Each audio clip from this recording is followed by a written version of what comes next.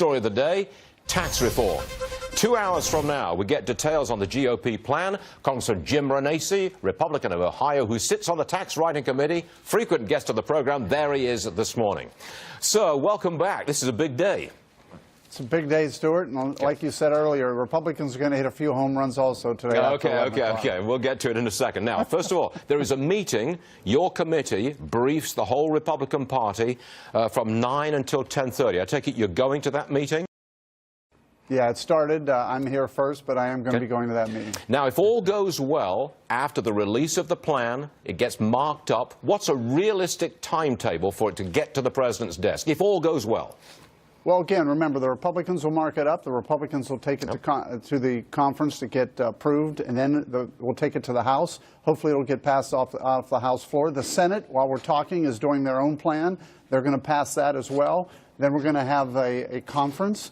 But the way this is going, I'm hoping that we can get this done by the end of the year and make things effective January 1. Okay, sir. Now, I realize that there's a limit to what you can tell us because the full details are going to be released in 2 hours. But I'm going to ask you for clarity on a couple of issues. Let's see if you can give it to us. Number one, the 20% corporate tax rate we hear might be temporary. Your comment? Well, the goal is, Stuart, and I can tell you, I know I've been fighting for it, and most members have been fighting for it. We're looking to try and make it permanent. So you're going to continue to see that happening, and it's a goal that we want to have it permanent. We want to have rates permanent. I got to press this. Are you telling us that when we get the details 2 hours from now, it will be a permanent 20% tax rate for corporations?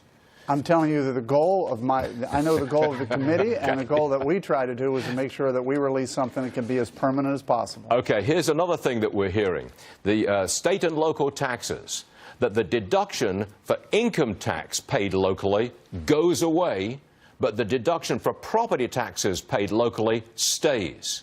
Yes? Well, I would tell you this, Stuart. I know that's been a big contention. We've been working on that to try and make sure that everyone is happy, including those states with high income state taxes.